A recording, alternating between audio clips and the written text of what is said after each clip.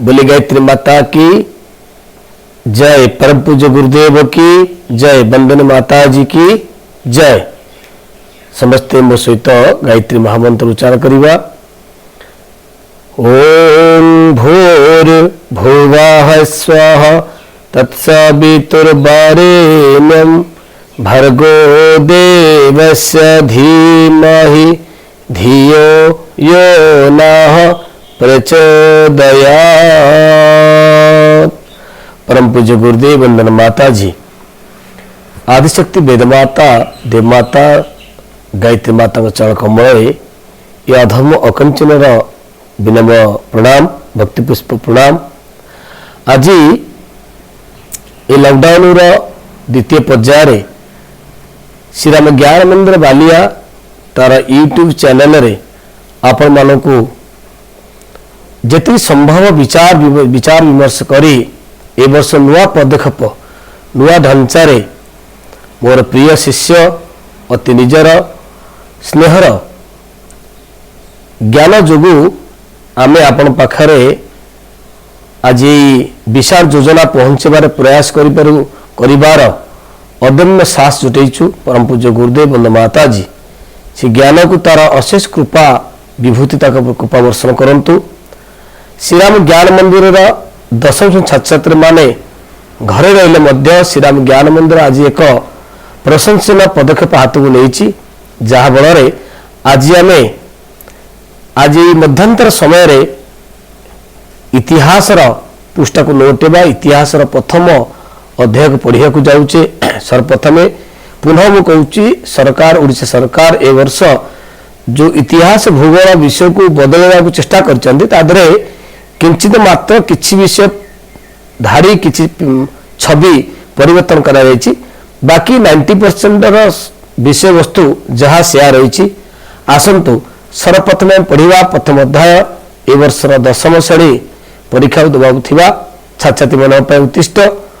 भारतीय जातीय आंदोलन एवं गांधी युग।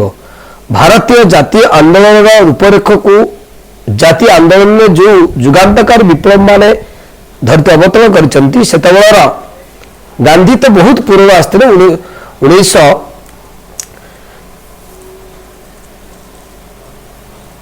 1869 मसीह तो गांधीजी जन्मग्रहण कले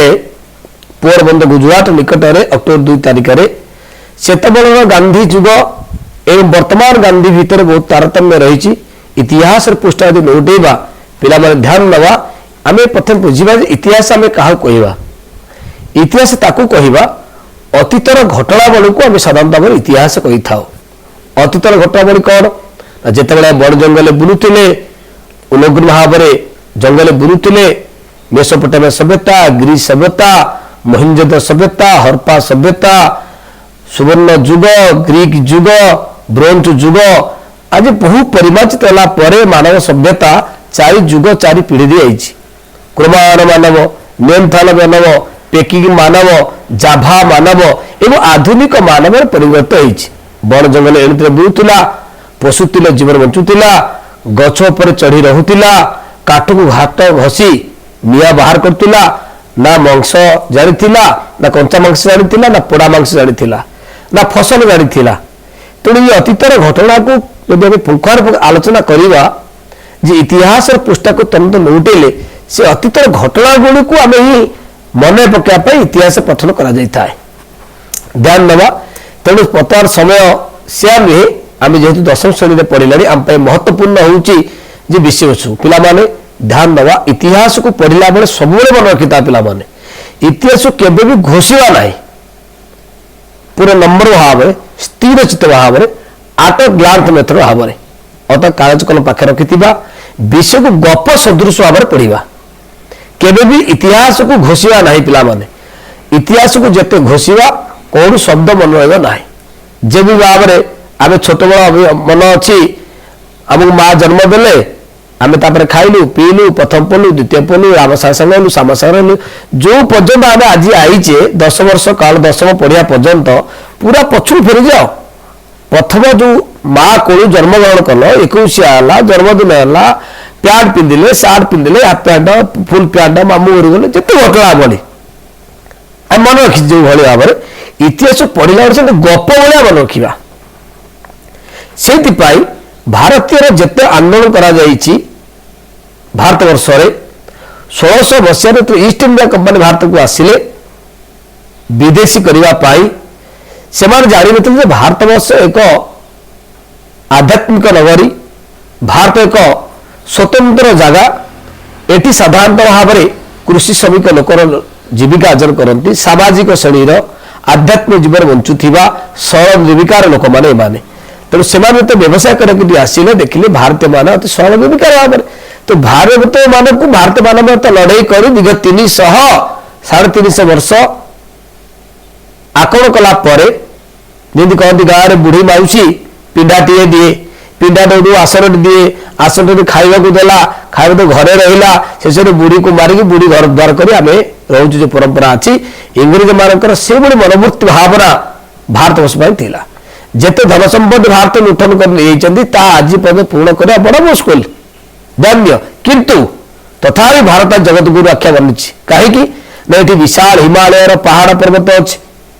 गंगा बड़े गंगा जमुना सरस्वती नदी अच्छी वनस्पति विराट बड़े वृक्ष विराट पहाड़ भी अच्छी समस्त ऋषि संत देवता यही भारत वर्ष जन्मग्रहण कर द्वितीय आ कौर जन्मग्रहण करना से भारत वर्षर इतिहास रे जो जो साधु संत महावीर गांधी गोपबंधु टू आरंभ कर जिते सब संग्राम तांतिया टपे बिरसा मुंडा केते इतिहास पृष्ठ आम पढ़ी षष्ठ पाखु सूर्यवर्ष टू आरंभ करी आम रामायण महाभारत गीता बाइबल कोरान जहाँ भी पढ़ी इतिहास कथा को से ही भारत आंदोलन को आगे बढ़ी गांधी थे अन्यतम एभली एक समय आसला जब पृथ्वी इतिहास जो कत व्यक्ति व्यक्ति से थे व्यक्ति का नाम मध्य से भले एक अदम्य से भले एक जुगान्तकारी महनीय गरिमा लोक जन्मग्रहण करते गांधीजी जो समय थिला 1869 मसीहा देख एभली एक समय आसला 300 वर्ष पर जो समय थिला 1869 मसीहा हम जड़े महान पुरुष जन्मग्रहण करेंगे तांको नाम हम मोहनदास करमचंद गांधी से अक्टोबर 2 तारिख गुजरात पोरबंदर नाम जन्मग्रहण करेंगे एवं 1882 ख्रीष्टाब्द से कस्तूरबा विवाह करेंगे देख पे केवल मन रखा जे आम मन रखा जे पृथ्वी इतिहास पृष्ठ जो केत व्यक्ति विशेष नाम अच्छी से गांधी थे अन्यतम गांधीजी को पूरा नाम थिला मोहनदास करमचंद गांधी केते वर्ष गले ना 1869 मसीह सांगे सांगे खाता लिख 1869 मसीह अक्टोबर 2 तारिख गुजरात पोरबंदर 1869 मसीहा अक्टोबर मास 2 तारिख गुजरात स्थान में जन्मग्रहण करते बनला केते मसीह ना गांधीजी केते जन्मग्रहण कले 1869 मसीहा को मसरे अक्टोबर मसरे केते तारिख 2 तारिख को राज्य गुजरात रे आउ स्थान है पोरबंदर बस ये कथा यही तो देखो 1 2 3 4 5 6टा क्वेश्चन गोटे धाड़ी में पाइले जमती आम जो पचारे तुम ना कौन ना मो ना हूँ काकुड़ी स्वाई कौ मस कलु जुलाई मसरे ये केते तारिख 8 तारिख कौ राज्य ना ओडिशा कौ स्थान ना कुजंग ब्लक श्रीराम ज्ञान बिंदु निकटस्थ बालिया ग्राम जन्म होगा मन कि काकुड़ी स्वाई ना मन कि आमको से जगह मन रखा पड़े आम कौन घोषुचु 1869 मसीहा 1868 मसीहा अक्टोबर मास ना बिल्कुल से घोषा नहीं गपा कले भैया जड़े लोक था ना मोहनदास करमचंद गांधी पूरा ना थिला मोहनदास करमचंद गांधी से 1869 जन्मग्रहण कले आराम से द्वितीय पॉइंट कौन आसला ना से विवाह कले क्या विवाह कले ना कस्तूरबा विवाह कले केते वर्ष 1882 ताले 1869 मसीह जब जन्मग्रहण कले पिला माने 1882 मसीहा हैला ताले केते वर्ष डिफरेंस रहा देखंतु 1869 हैला को 11 दु 13 मात्र 13 वर्ष बयस गांधी जन्म कले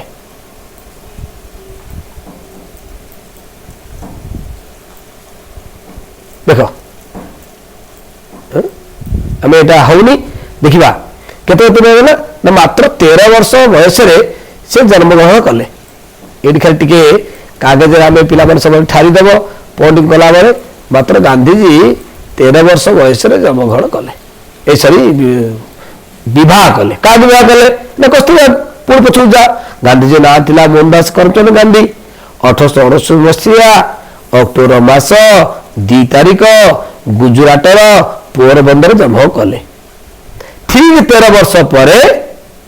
से कस्तूरबा को विवाह कले जो 13 वर्ष मिसेदब 1868 को 13 वर्ष 1882 गला एवं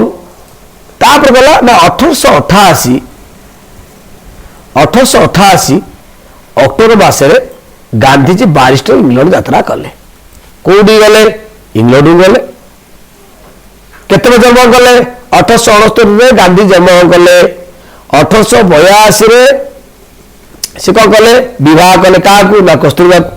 1888 गांधीजी बारिस्टर पढ़े इंग्लैंड यात्रा कले इंग्लैंड कले गोटे देशर ना हूँ इंग्लैंड एवं 1891 आईन शिक्षा समाप्ति कले वकिलादी पढ़िले आ बारिस्टर भाव में राजकोट और बॉम्बे आईन व्यवसाय कले जिते बड़े 1888 मसीह से वकिलादी पढ़ी सारिकी पढ़ापी इंग्लैंड यात्रा कले से 2-3 वर्ष भितर 1891 मसीह जून मस से वकिलाती समाप्त कले राजकोट बॉम्बे आईन समाप्त कले सेठी पढ़ला बेले दादा अब्दुल्ला नामक जड़े भारतीय मुसलमान मन रखिथ भेरी इंपोर्टाट दादा अब्दुल्ला नामक भारतीय मुसलमान व्यवसायिक वकिल मकदमा लड़ाई से कौन यात्रा कले दक्षिण अफ्रीका नाटाल बास काम खत्म ये सब गोटाए पारा पचे पढ़ा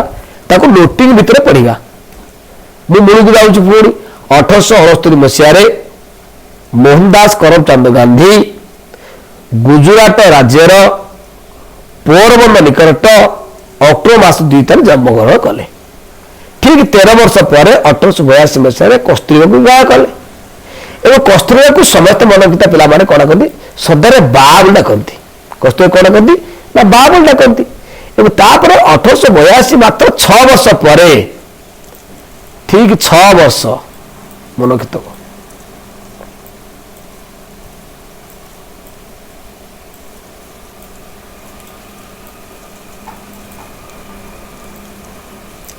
ठीक 6 वर्ष पर से 1888 मसीह कौटी गले ना गांधीजी बारिस्टर पढ़ापी इंग्लैंड यात्रा कले एवं 1891 जून मसरे जिते से वकिलाती सारे से राजकोट बॉम्बे आईन कम कले जिते से आईन कम करने से जन मुसलमान लोक जहाँ ना दादा अब्दुल्ला ताकर व्यवसाय लड़ाई से दक्षिण अफ्रीका नाटल स्थान को गले बुझेगा ठीक से उत्तम अति सहज उपाय एवं सहज उपाय न था कौटी से ही समय कहला जिते से दक्षिण नाटक स्थान को जाते से ही समय कौन कराला ना दक्षिण अफ्रिकार गोटे श्वेतांग जाति थे श्वेतांग इंग्रजर बनबस नीति जो से कृष्ण आफ्रिका सह दक्षिण काम करता भारतीय माने विभिन्न अत्याचार सम्मुखीन होते केत जिते दक्षिण अफ्रिका नाटाल से मकदमा लड़ाई जाते दादा अब्दुल्ला नामकर जो मुसलमान लोक लड़े गिराई जाते कौटी दक्षिण अफ्रिका से समय भारतीय श्वेतांग मान गोरा लोक मान से मैंने कला थे भारतीय लोक मैंने सॉरी भारतीय लोक मैंने कला थे गोरा थे से कला थे तो से देखिए ईर्षा प्रणाणित होते मनुष्य नीति जो कम गोटे बेले अत्याचार भारतीय मानक इंग्रेज मैंने सॉरी दक्षिण आफ्रिका लोक मैंने अत्याचार करुले से कहला से भारतीय मानकर भोट दान अधिकार नाला जो मैंने जेहेतु भारतीय माने घोड़ा थे से कला थे से भोट दान दबार वंचित करुले सॉरी भारतीय मान कला एवं दक्षिण मान थे गोरा थे से नाम पंजीकरण न करने निर्वाचन कर देवा पड़ूला ये बड़ विषम परिस्थिति से बसति स्थापन पाई जनाकीर्ण अवस्था अस्वास्थ्यकर परिवेश थिला से राति 9टा पर घर बाहर को जापर नुले जनसाधारण पाद चला रास्ता व्यवहार कर रेलगाड़ी प्रथम द्वितीय श्रेणी कोठी यात्रा कर बास करुवा भारतीय मान ध्यान दे पिला माने ସେଠାରେ ବାସ କରୁଥିବା ଭାରତୀୟ ବ୍ୟବସାୟୀ ଭାରତୀୟ ଧ୍ୟାନ ଦିଅ କୋଉମାନେ ଥିଲେ ନା ଯୋଉମାନେ ଦକ୍ଷିଣ ଭାରତରେ ଭାରତୀୟ ବ୍ୟବସାୟୀ ବଣିକ ଜାହାଜ ମାଲିକ ଶ୍ରମିକ ମାନଙ୍କୁ ସେଟା ମାନେ କୁଲି ବୋଲି ସମ୍ବୋଧନ କରୁଥିଲେ ମନ କିତାବ ତାକୁ କଣ କହୁଥିଲେ ନା କୁଲି ବୋଲି ସମ୍ବୋଧନ କିଏ କରୁଥିଲେ କୁଲି ବୋଲି ନା ଦକ୍ଷିଣ ଆଫ୍ରିକାର ଲୋକମାନେ ଭାରତୀୟ ଲୋକମାନଙ୍କୁ ସାଧାରଣତଃ ଏଇ ବ୍ୟବସାୟୀ ମାନେ ବଣିକ ମାନେ ଜାହାଜ ମାଲିକ ଶ୍ରମିକ ମାନଙ୍କୁ କୁଲି ବୋଲି ସମ୍ବୋଧନ କରୁଥିଲେ ଯୋଉଠି ସେମାନେ ଅର୍ଥ ହଉଛି ନିଚ ଦୃଷ୍ଟି ଦେଖୁଥିଲେ ଗାନ୍ଧୀଜୀ କରୁଥିଲେ କଚେରୀ ଭିତରେ ପଗଡି କରି ରଖିବାକୁ କୁହାଯାଇଥିଲା ଗାନ୍ଧୀଜୀକୁ ପଗଡି କରି ରଖିଥିଲେ ଥରେ ସେ ରାତି 9ଟାରେ ପାଦଚଲା ରାସ୍ତାରେ ଚାଲୁଥିବା ପୋଲିସ ଆକ୍ରମଣ ଶିକାର ହୋଇଥିଲେ କିଏ ଶିକାର ହୋଇଥିଲେ ଗାନ୍ଧୀଜୀ ଶିକାର ହୋଇଥିଲେ କୋଉଠି ନା ଦକ୍ଷିଣ ଆଫ୍ରିକାରେ ଗାନ୍ଧୀଜୀ କୋଉଠି ଥିଲେ ନା ଥିଲେ କଚେରୀ ଭିତରେ କଣ କରି ଯାଇଥିଲେ ଦାଦା ଅବଦୁଲ ନାମକ ମୁସଲମାନଙ୍କର କେସ୍ ଲଢିବାକୁ ଯାଇଥିଲେ କୋଉଠି ଯାଇଥିଲେ ନା ଦକ୍ଷିଣ ଆଫ୍ରିକା ଯାଇଥିଲେ ଦକ୍ଷିଣ ଆଫ୍ରିକା କୋଉଠି କି ନାଟାଲ ସେଠି ଗଲେ ସେ କଣ ଦେଖିଲେ ଦେଖିଲା ବେଳେ କଳା ଗୋରା ଭେଦଭାବ ଯୋଉଟା ବର୍ଣ୍ଣ ନିଶ୍ଚିତ କହୁଛନ୍ତି ସେଠି ଭୋଟ ଦାନ ଅଧିକାର ବଞ୍ଚିତ କରାଯାଉଥିଲା ନା ପଞ୍ଜୀକରଣରୁ ବଞ୍ଚିତ କରାଯାଉଥିଲା ଆଉ ଭାରତୀୟ ଲୋକ ବ୍ୟବସାୟ ବଣିକ ଜାହାଜ ମାଲିକମାନଙ୍କୁ କୁଲି ବୋଲି କୁହାଯାଉଥିଲା ଏବଂ ରାତି 9ଟାରେ ପାଦଚ ରାସ୍ତାରେ ଗାନ୍ଧୀ ଚାଲି ଚାଲି ଯାଉଥିଲେ ଗାନ୍ଧୀ ଆକ୍ରମଣ ହେଲା ବୁଝିଲା ପିଲାମାନେ ତ ଧ୍ୟାନ ଦିଅ ସମସ୍ତ ହୋଟେଲ ତାଙ୍କୁ ରହିବାକୁ କୋଠରୀ ଦେବା ମନା କରିଦେଇଥିଲେ ଦିନେ ସେ ରେଳଗାଡିର ପ୍ରଥମ ଶ୍ରେଣୀ କୋଠରୀରେ ଯାତ୍ରା କରୁଥିବା ସମୟରେ ଜଣେ ଶ୍ଵେତାଙ୍ଗ ସହଯାତ୍ରୀଙ୍କ ଅଭିଯୋଗ କଲେ ଗୋଟିଏ ଷ୍ଟେସନରେ ରେଳଗାଡିର ଗାର୍ଡ ଜଗନ୍ତି ଆଉ ପୋଲିସଙ୍କ ଦ୍ୱାରା ଜିନିଷପତ୍ର ସହ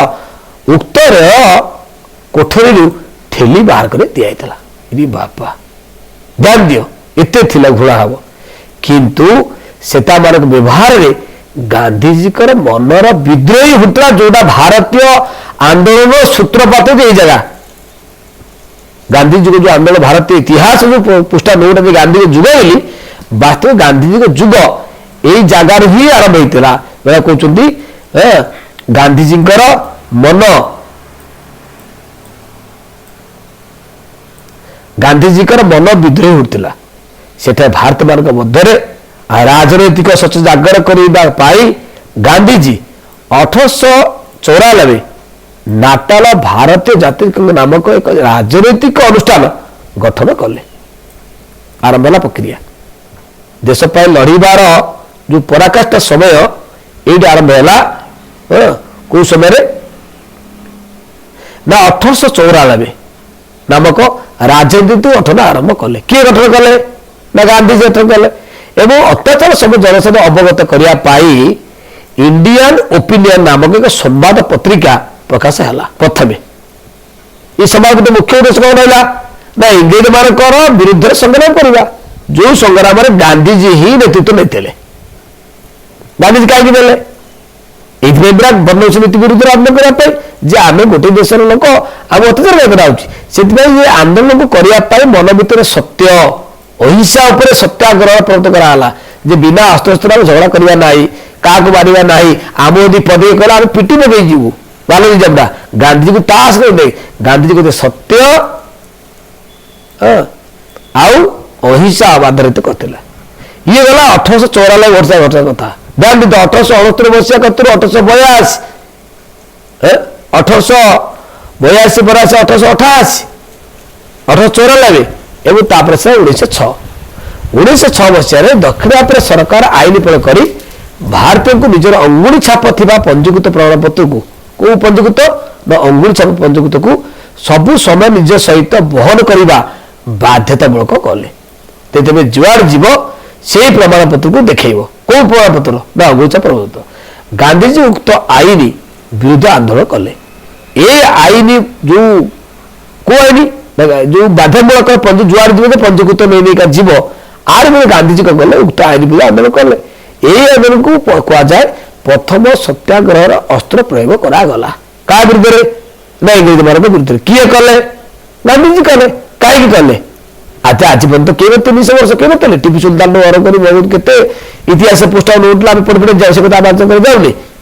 କିନ୍ତୁ ଯେତେବେଳେ ଗାନ୍ଧୀଜୀ 1869 ଜନ୍ମ ନେଲେ ସେବେଠୁ ଗୋଟେ ଭାରତ ବର୍ଷରେ ଗୋଟେ ନୂଆ ଉନ୍ମାଦ ଜାଗ୍ରତ ହେଇଥିଲା 1906 ମସିହାରେ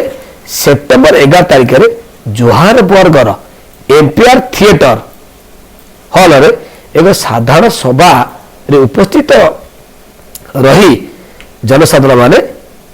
भारत माने ए कला आईन को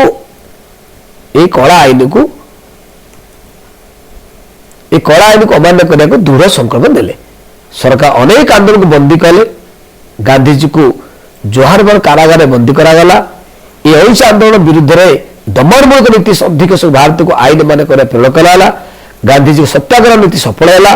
इतिमध्य सरकार द्वारा भारतीय मानकर उद्देश्य प्रणीत देशांतर गठन निषेध आईन विरुद्ध में भारत 19 अगस्त नाटक सीमा पार हो ट्रांसपाल गमन कले आ गिरफ हेले। किए ना सरकार द्वारा भारत मान उद्देश्य प्रणीत देशांतर गमन निषेध आईन इतिमध्य सरकार द्वारा भारत मान उद्देश्य देशांतर गमन निषेध आईन माने भारत कई कुआडे जाइपरिबे नहीं। किंतु 1908 मसीह अगस्त में नाटाल सीमा पार नाटाल कोड कही बतमरू दक्षिण आफ्रिकार पार हो ट्रांसफर नंबर कला गिरफ हेले। जो मैंने दक्षिण आफ्रिका छाड़ी भारत को आसा चेष्टा करते दक्षिण आफ्रिका सरकार गिरफ कले। जहाँफल से वर्ष अक्टोबर में गांधीजी बंदी कराला।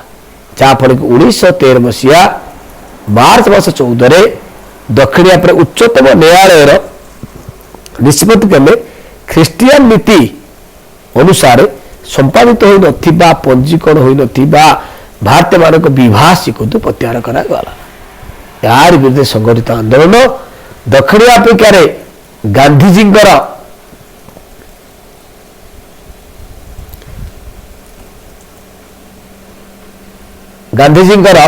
नीति शेष आंदोलन थिला। ध्यान दियो गांधीजी नूतन संग्राम निकट में सरकार हार मानले। से समय दक्षिण आफ्रिका शासन मुख्य थे जेनेराल स्टटस किए थे से समय थे कि जेनेराल स्टटस। जहाँ 1915 जानुआरी 9 तारिख में गांधीजी भारत को फेरते। ध्यान दियो वेरी इंपोर्टाट पॉइंट। ताले 1869 मसीह 1905 मसीहा पर्यंत गोटे क्रांतिकारी योजना थिला। जन्म कले विवाह हेले वकिलाती पाठ पढ़िले बनबस नीति विरुद्ध संग्राम को जारी रखिले। दादा अब्दुल नामक मुसलमान विरुद्ध दक्षिण आफ्रिका केस लड़ा गले। दक्षिण नाटाल सहर रहिले सेठी रहू रहू 1904 मसीह देश प्रथम स्वराज आंदोलन आरंभ कले। जहाँफल 1915 मसीह 9 तारिख गांधीजी भारत को फेरिले। ये फेरिला परे गांधीजी गोपाल कुसुम गोखले तांकर राजनैतिक गुरु भाव ग्रहण कले। वेरी इंपोर्टेंट पॉइंट क्वेश्चन आसो इतिहास पृष्ठारे जे गांधीजी राजनैतिक गुरु किए थे गोपाल कुसुम गोखले। गोखले को उपदेश अनुसार गांधीजी 1 वर्ष काल राजनीति दूरे रहे। जो दक्षिण आफ्रिका महानीति जो दक्षिण आफ्रिका महानीति जो विश्वकवि रवीन्द्रनाथ ठाकुर महात्मा आख्या देते। यही कार्य रवीन्द्रनाथ ठाकुर को कले महात्मा आखि देते। जहाँफल 1916 मसीहा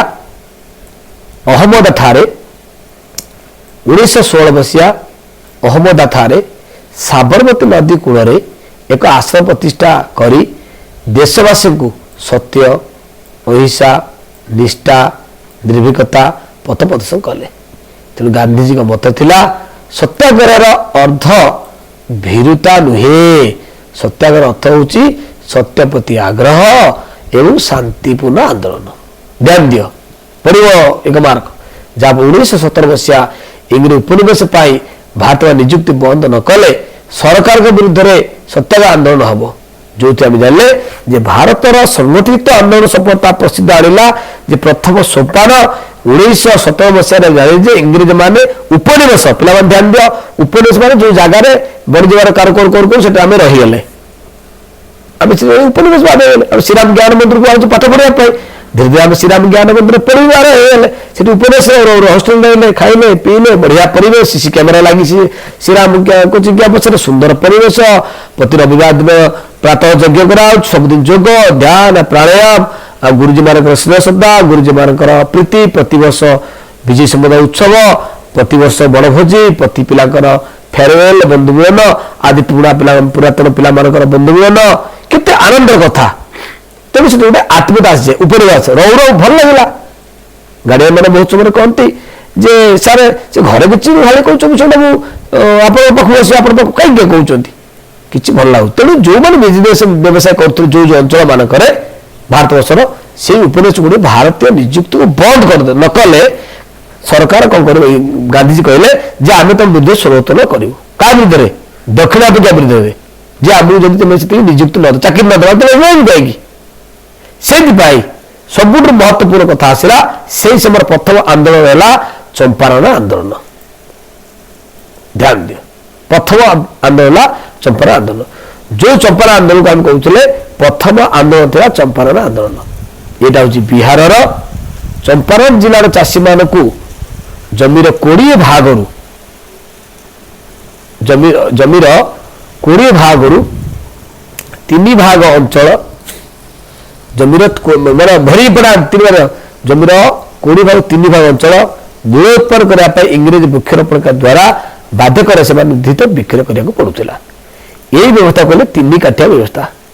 बना 3 काठिया व्यवस्था कहला ना बिहार चंपारण जिला 20 भाग 3 भाग अंचल मूल उत्पादन करेंगे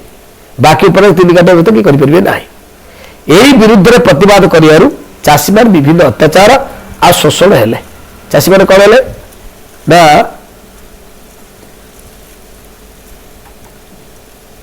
पर शोषण नील चाहिदा ह्रास करने चाषी मान बाध्यमूल करने जमी भड़ा वृद्धि करागला अनेक बैंक टिकस आदाय कराला यार विरुद्ध में प्रतिवाद करते चाषी मैंने विभिन्न अत्याचार आ शोषण शिकार होते जो राजकुमार शुक्ल नामक स्थानीय बासिंदा निमंत्रण क्रमे चाषी मानकर समस्या अनुदान पाई गांधीजी 17 चंपारण जिला सदर महकुमा मोतिहारी पहुंचले का जो भाई राजकुमार शुक्ला जो पिलाटी आरी स्थानीय बासिंदा सहकर्म गांधीजी 1917 मसीह मोतिहारी पहुंचले से जिला अधिकारी गांधीजी सहित जाइथिबा राजेंद्र प्रसाद मुजाहार उल हक महादेव देसाई नरहरी पारिक आउ जेपी कृपाणी उक्त जिला छाड़ी निर्देश देले गांधीजी निर्देश को प्रत्याहार कर कौन दंड भोगवा कौन प्रस्तुत नथिले से सरकार गांधी चंपारण चाषी मान समस्या को समाधान करने गांधी निज अनुधान कर चाषी मान इंग्रेज मालिक शोषण रक्षा करने निमंते आंदोलन कर सफल हेले जो गांधीजी सफल हेले आ 3 काठिया व्यवस्था उच्छेद है इंग्रेज मान बेआईन भाव आदाय कर अर्थ 50 भाग चाषी को कौन हस्तांतर करागला फेर दिगला एवं जो गांधीजी नेतृत्व में प्रथम सफल अहिंसा आंदोलन है द्वितीय आसला खेड़ा आंदोलन जहाँपर 1918 मसीहा दुर्भिक्ष जो गुजरात स्थित खेड़ा जिले में शस्य बाधाप्राप्त है आय अनुजाई 1/4 कम परिमाण शस्य नहेले देय परिमाण कोहल व्यवस्था थिला खेड़ा चाषी मान इंग्रेज कर्मचारी मान संपूर्ण राजस्व भरणा करने को गांधीजी या विरुद्ध में तत्काल राजस्व एक नियम जो सर्वक 1/4 कम परिमाण शस्य उत्पादन हेले चाषी को देय परिमाण कोहल कर व्यवस्था कराला से जेकोसी परिमाण भोग्य प्रस्तुत हेले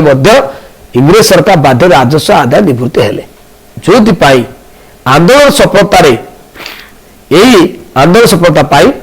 इंदुलाल जागिकी गांधी जन मुख्य सहयोगी रही परवर्त अवस्था अहमदाबाद आईनजीवी सरदार वल्लभ भाई पटेल जहाँ लोहमान बोले कहूचे गांधीजी को जन अनुगामी हेले तृतीय आसला कौन ना से समय आंदोलन अहमदाबाद लुगा कारखाना देख पे तो आपको बीडेट पढ़ा डेली दिन को 3 पाख मोटे पढ़ सबुदिन पढ़ा नहीं दिन को संकल्प करी मोर इतिहास सब बढ़िया हुए मुझे दिन को 3 पाखे पढ़ी ताकू नोट काढ़ी खाता लिखी गप भाया पढ़ी 3 पाख को 3 मिनिट पढ़ी पढ़देली तारे मन रखी पुणी थे निज मन को कहि छाँचा खाता लिखिदेवी मुझे तुम आगे कही 1868 मसीह गांधीजी कौन कहला सब पर्यटन कहीपरि कह तुम तो गुजरात अहमदाबाद लुगा गुड़िकर मालिक प्लेग महामारी श्रमिक देउथिबा स्वतंत्र भत्ता प्लेग बोनस प्रत्याहार कर ଶ୍ରମିକ ମାଲିକ ମାନ ମଧ୍ୟରେ କଳହର ସୂତ୍ରପାତ ହେଲା, ଯୋଉଥିପାଇଁ ଏକ ଟ୍ରିବ୍ୟୁନାଲ ଗଠନ କରାଗଲା। ସରକାରୀ କ୍ଷେତ୍ରରେ ଏକ ଟ୍ରିବ୍ୟୁନାଲ ଗଠନ କରାଗଲା, ଯୋଉଥିପାଇଁ ମାଲିକ ମାନେ ଏଥିରୁ ଓହରି ଯାଇ ଶ୍ରମିକ ମଜୁରୀ 20 ଭାଗ ବୃଦ୍ଧି କରାଗଲା, ଯୋଉଥିପାଇଁ 35 ଭାଗ ମଜୁରୀ ବୃଦ୍ଧି ପ୍ରତ୍ୟାହାର କରାଗଲା। ଗାନ୍ଧୀ ଶ୍ରମିକ ମାନଙ୍କୁ ଆମେ ପ୍ରତ୍ୟାଗତ କଲେ। ଏହି ଶ୍ରମିକ ମାନଙ୍କର ଦୃଢ଼ ଭାବରେ ସଂଗଠିତ କରି ସମଗ୍ର ଭାରତର ଦୃଷ୍ଟି ଆକର୍ଷଣ କରାଗଲା, ଯୋଉଥିପାଇଁ ଗାନ୍ଧୀ ଜନସାଧାରଣ ମାନଙ୍କ ମଧ୍ୟରେ ଏକ ସତ୍ୟାଗ୍ରହର ଜାଗ୍ରତ କଲେ, ଶ୍ରଦ୍ଧା ସମ୍ମାନ ଏବଂ ଏଥିରେ ସବୁ ଶ୍ରମିକ ମାନେ ଦୃଢ଼ ଭାବରେ ସଂଗଠିତ ହୋଇ ଭାରତ ଦୃଷ୍ଟି ଆକର୍ଷଣ କଲେ। ଯଦି ଭୟଭୀତ ନ ହୋଇ ମଜୁରୀରେ 25 ଭାଗ ବୃଦ୍ଧି କରାଗଲା, ବୁଝିଲା। ସେଥିପାଇଁ ଗାନ୍ଧୀଜୀଙ୍କର ସମ୍ପାଦକ ଦୁଇଟି ପତ୍ରିକା ଥିଲା, ଗୋଟେ ହଉଛି ନବଜୀବନ ଆଉ ହଉଛି ୟଙ୍ଗ ଇଣ୍ଡିଆ, ଦୁଇଟି ପତ୍ରିକା ମଧ୍ୟ ପ୍ରକାଶ ପାଇଥିଲା। ପରବର୍ତ୍ତୀ ହଉଛି ଅଧ୍ୟାୟ ରାଉରକେଲା ଆଇନ। କିନ୍ତୁ ବଢିଆ ଜିନିଷ ଗୁଡାକ, ଅତି ସହଜ ଜିନିଷ ଗୁଡାକ ନା। ଚମ୍ପାରଣ ଖେଳ ଆନ୍ଦୋଳନ ପରେ, ଚମ୍ପାରଣ ବିହାର ହେଇଥିଲା, ଚମ୍ପାରଣ ହେଲା ବିହାରରେ, ଖେଡ଼ା ହେଲା ଅହମ୍ମଦ ଗୁଜୁରାଟରେ। ତେଣୁ ଚମ୍ପାରଣ ଆଉ ଖେଡ଼ା ସଂଗଠିତ ଆଞ୍ଚଳିକ ଆଇନକୁ ଗାନ୍ଧୀଜୀ ବୃଦ୍ଧି କଲେ। 1919 ଖ୍ରୀଷ୍ଟାବ୍ଦରେ ଇଂରେଜ ସରକାର ଦ୍ୱାରା ପ୍ରଣୀତ ରାଉରକେଲା ଆଇନ ବିରୋଧୀ ଆନ୍ଦୋଳନ ଥିଲା ଗାନ୍ଧୀଜୀଙ୍କ ପ୍ରଥମ ଜାତୀୟ ଆନ୍ଦୋଳନ। ସିଏ ଥିଲା ଆନ୍ଦୋଳନ, ଇଏ ଥିଲା କ'ଣ ନା ଜାତୀୟ ଆନ୍ଦୋଳନ, ଯୋଉଥିରେ ପ୍ରଥମ ଯୁଦ୍ଧରେ ଭାରତ ଇଂରେଜ ଓ ମିତ୍ର ଶକ୍ତିକୁ ବହୁ ଭାବରେ ସାହାଯ୍ୟ କରୁଥିଲା, ଯୋଉଥିପାଇଁ ଇଂରେଜ ସରକାର ଭାରତର ବିଦ୍ରୋହରେ ବିପ୍ଳବାତ୍ମକ କାର୍ଯ୍ୟକ୍ରମ ଦମନ କରିବା ପାଇଁ ଆଇନ ବଳରେ ଇଂରେଜ ସରକାର ଯେକୌଣସି ଭାରତକୁ ଗିରଫ କରି ବିନା ବିଚାରରେ କାରାଦଣ୍ଡରେ ଦଣ୍ଡିତ କରିବାର ବ୍ୟବସ୍ଥା କରାଯାଇଥିଲା। କୋଉଠି? এই আইন বଳରେ, ରାଉରକେଲା ଆଇନ ବଳରେ କ'ଣ କରାଗଲା ନା ଯେକୌଣସି ଭାରତୀୟଙ୍କୁ ଗିରଫ କରି ବିନା ବିଚାର କାରାଦଣ୍ଡରେ ଦଣ୍ଡିତ କରାଯାଇ ଏହାର ବ୍ୟବସ୍ଥା ଥିଲା, ଯୋଉଥିପାଇଁ 1919 ଫେବୃଆରୀ ମାସରେ ଗାନ୍ଧୀଙ୍କ ସତ୍ୟାଗ୍ରହ କମିଟି ଗଠନ କଲେ। ଯୋଉ କମିଟିରେ ବ୍ରିଟିଶ ବ୍ୟବସ୍ଥା ସଭାରେ, ବ୍ରିଟିଶର ବ୍ୟବସ୍ଥାକ ସଭାରେ ଭାରତୀୟ ସମୟରେ ବିରୋଧ କରାଗଲା ଏବଂ 1919 ମାର୍ଚ୍ଚ 18 ରାଉରକେଲା ଆଇନ ଗୃହୀତ ହୋଇଗଲା, ଯେଉଁଭଳି ଗାନ୍ଧୀଜୀ ଗଣ ଆଇନ ଅବଦାନରେ ହିଂସାତ୍ମକ ଗତି କରିବା ପାଇଁ ଶ୍ରୀମତୀ ଆନି ବେସାନ୍ତଙ୍କୁ ଗାନ୍ଧୀଜୀଙ୍କୁ ବିରୋଧ କଲେ। ଏଗୁଡ଼ା କି ନୀତି କଥା କ'ଣ? ଗାନ୍ଧୀଜୀ ଆଇନ ବିରୁଦ୍ଧ ସତ୍ୟାଗ୍ରହ କଲେ, ଆପଣ ଗାନ୍ଧୀଜୀକୁ ତ ମନୁମୁରୁ କରିଦେବ, ଯୋଉଥିପାଇଁ ତାଙ୍କ ଆନି ବେସାନ୍ତଙ୍କ ଗାନ୍ଧୀ ବିରୋଧ କରିବା ଫଳରେ ତାଙ୍କ ବ୍ୟତୀତ ଦୀନେଶ ଏଦୁଲଜି ୱାଜା, ସୁରେନ୍ଦ୍ରନାଥ ବାନାର୍ଜୀ, ତେଜ ବାହାଦୁରୀ ସାପୁରୁ ଆଉ ଶ୍ରୀନିବାସ ଶାସ୍ତ୍ରୀ ଓ ନେତାଗଣ ଗାନ୍ଧୀ ସତ୍ୟାଗ୍ରହ ବିରୋଧ କଲେ, ଯୋଉଥିପାଇଁ ଭାରତୀୟ କ୍ଷେତ୍ରରେ ଗୋଟିଏ ଦିନ ହରତାଳ କରିବା ପଡ଼ିଲା। ଆମ ଗାନ୍ଧୀଜୀ ଆମ ଦେଶ ପ୍ରଧାନମନ୍ତ୍ରୀ କହିଥିଲେ ସାରା ଦେଶକୁ ଜନତା କର୍ଫ୍ୟୁ କରୁଥିଲେ, ଆମେ ସମସ୍ତେ 5ଟା ବେଳେ ମାରି ତାଳି ଥାଳି ତାଟିଆ ଘଣ୍ଟା ବଜି କରିଥିଲେ, ସେଇଦିନ ହରତାଳ। ଏଇ ହରତାଳ ଆଗରୁ ଅଛି, ଯୋଉଥିପାଇଁ ନୀତିର ପ୍ରତିବାଦ ସ୍ୱରୂପ 1919 ଏପ୍ରିଲ 6 ତାରିଖ ଦିନ ସାରା ଭାରତ ହରତାଳ ଆରମ୍ଭ ହୋଇଥିଲା। 1919 ଏପ୍ରିଲ 9ରେ ଗାନ୍ଧୀଜୀକୁ ଗିରଫ କରାଗଲା, ଯୋଉଥିପାଇଁ ଦିଲ୍ଲୀ, କଲକାତା, ମୁମ୍ବାଇ, ଅହମ୍ମଦାବାଦ, ଲାହୋର, ଅମୃତସର ପ୍ରଚଣ୍ଡ ରୂପ ଧାରଣ କରିଥିଲା। ଆଉ ଯୋଉଥିପାଇଁ 1919 ମାର୍ଚ୍ଚ 20ରେ ରାଉରକେଲା ଆଇନ ଏକ ହିନ୍ଦୁ ଆଉ ମୁସଲମାନ ଏକ ଶୋଭାଯାତ୍ରା ଆସିଥିଲେ ଏବଂ ଭୁଲ ମୁସଲମାନ ଗାଣିତ 1919 ମାର୍ଚ୍ଚ 30ରେ ହରତାଳ ପାଳିତ ହୋଇଥିଲା। ଆଉ ସବୁଠୁ ବେଶୀ ଗୁରୁତ୍ୱପୂର୍ଣ୍ଣ ହେଉଛି ପିଲାମାନେ ଜାଲିଆନାବାଗର ହତ୍ୟାକାଣ୍ଡ।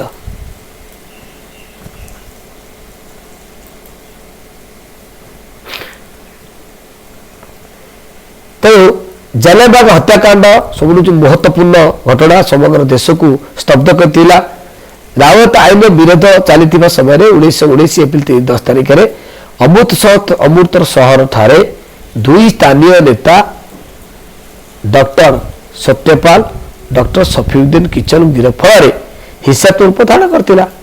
ଏବଂ ଏହି ଜନପ୍ରିୟ ନେତାଙ୍କୁ ଗିରଫ କରିବା ପାଇଁ ସେ ମାସ ଥିଲା ବୈଶାଖୀ ଉତ୍ସବ ପାଳନ କରିବା ପାଇଁ ଅମୃତସର ଜାଲିଆନାବାଗ ଠାରେ 1919 ଏପ୍ରିଲ 13ରେ ବହୁ ସଂଖ୍ୟକ ଯୋଗ ଦେଇଥିଲେ। ଯୋଗ ସରକାର ଆଗରୁ କୌଣସି ଘୋଷଣା କରିନାହାନ୍ତି, ହଠାତ୍ ଘୋଷଣା କଲେ ଯେ ଆମେ ତାକୁ ନିଷିଦ୍ଧ କରାଯିବ, କୌଣସି ଜନଜାଗରଣକୁ କରାଯିବ ନାହିଁ। ଦେଖ, এটা হচ্ছে 1919 মସିହା ଏପ୍ରିଲ 13 ଘଟଣା। Jallianwala Bagh ମ୍ୟାସକେରେଡର Darkest movement in Indian history, ଅର୍ଥାତ୍ ଏଇ ଯୋଉ ଘଟଣା ଦେଖୁଛନ୍ତି ଆପଣମାନେ, ଦେଖନ୍ତୁ ଲୋକମାନେ ଏଇ ସଭାଗୃହରେ ବସିଥିଲେ, ହଜାର ହଜାର ହିନ୍ଦୁ ମୁସଲମାନ ଲୋକ ବସିଥିଲେ एवं इंग्रज मान आतताई गुड़ी शह शह जनता आखि पिछा गुड़ी वर्ष कराई ये एक दृश्य वास्तविक मर्मतुत्व घटना यह पंजाबर अमृत सहर में घटी बड़ दुखदायक घटना जो मुख्य आसामी होती जेरा डायर हठात गुड़ी करते जो थी कि 369 जन मृत्यु बरण करते 1200 आहत होते 1200 गांधी 3600 ये घटनाक्रम निर्देश तदंत होता ये घटना को सदा दबार जालियान हत्याकांड कहला देखो आम जो पीछे देखुली छोट नमूना एवं 1918 जालियान आईन विरुद्ध में प्रत्याहार करा किंतु सरकार द्वारा रावलात आईन प्रत्याहार हो नाला गांधीजी आईन लक्ष्य थिला जे होते सुधा गांधी जड़े बहु प्रतिभा संपन्न व्यक्ति कहला जालियान बाग हत्याकांड विपरीत सारा विश्व स्तंभित करता बतलाती चीन कौन ना कोरोना भाइरस निजे जैव कला सारा विश्व मत मानव बारे छटपट आर्तता कर अमृतसर घटना किंतु बड़ आश्चर्य कथा पंजाब सामरिक घोषित है जो अत्यंत घृणार सहित गांधीजी व्यक्त कले कौन प्रकार भारतीय माने सरकार पैशाचिक प्रवृत्ति को ग्रहण करवा पाप ध्यान दियो तेणु महात्मा देश डाकरा देले जे रविन्द्रनाथ ठाकुर कहले नाइट उपाधि आ गांधीजी काइजर ई हिंदी उपाधि परित्याग करते जो गांधीजी विराट योजना नहीं आम समस्त जाचे जे गांधीजी को सदाभावे कौन व्यक्तिर महत्व गुण पाई आम जो सार उपाधि कौन क्या तो कौन ना सार आम क्या कहवा पौधी सार आम सार गोदी सार नेड़ू सार नुह कौन व्यक्तिर महत्व गुण पाई और राजसेवा पाई बेसार क्षेत्र में असाधारण व्यक्तित्व इंग्रेज सरकार द्वारा नाइट उपाधि को सार उपाधि घोषित करा एवं काइजर हिंद अर्थ हूँ हिंदुस्तान सम्राट ताले हिंदू समाज में क्या कहते ना रविन्द्रनाथ टैगोर बोली कहते तो रविन्द्रनाथ को टैगोर बोली भारतीय शास्त्र क्षेत्र में रविन्द्रनाथ को काइजर हिंदू उपाधि कहते गोटे हिंदुस्तान सम्राट तेणु पिलाने आपको पढ़ला बेले आम सम्यक सूचना आपको देले तो दिन को प्रति 3 पाखे पढ़ा लाइन बाय लाइन पढ़ा प्रति धाड़ी को बुझा अर्थ कौन गप बढ़िया गांधी जन्म हेले शेष होती जालियान हत्याकांड चंपारण आंदोलन खेड़ा आंदोलन अहमदाबाद आंदोलन रायलता आईन आंदोलन शेष जालियान हत्याकांड तेणु आशा करे ये भिडियो तुमको भल लगी बुझा चेष्टा करवा सहज उपाय जिते चेष्टा जिते कम समय भितर आम चेष्टा करुचु प्रतिदिन गोटे गोटे विषय को आम अपलोड को छाड़ापी ये बड़ जटिल परिस्थिति आउ टेक्नोलोजी डेभलपमेंट भितर श्रीराम ज्ञान मंदिर चेष्टा करुच्ची आपण पाखे पहुंचापी आपण मैंने साधता ग्रहण करेंगे पाखापाखि पिला आपंकर जो मैंने अच्छा आप जनइबे एवं यदि भल लगी है आप तुरंत श्रीराम ज्ञान मंदिर बालियार मुख्य सहित जोगाजोग करूँ आपण मैंने आउ टेक्निकाल बहु जिन जानवे आगामी दिन आम परीक्षार प्रणाली परीक्षार प्रस्तुति प्रणाली परीक्षा केमी जाऊँच परीक्षा केमी आसुँच परीक्षा केमी लिखे ता नियम कानून परीक्षा केमी देवे कौन लिखिले मैं ठीक करी परीक्षा हल बसवे केमी लिखार प्रणाली पढ़ार प्रणाली डिटेल्स नीति नियम आप मझे मझे दिज्व जदि आपण मैंने चाहती श्रीराम ज्ञान मंदिर बाले को जोगाजोग करेंगे आपंकर सहयोग तो आम मैंने प्रयास करुचु आशा करे आपको भल लगी आपण मैंने ग्रहण करेंगे जदि किसी त्रुटि थी क्षमा देवे सान भाई हिसाब से ये आज क्लास को विराम ओम शांति शांति सर्वारिष्ट सुशांति होतु।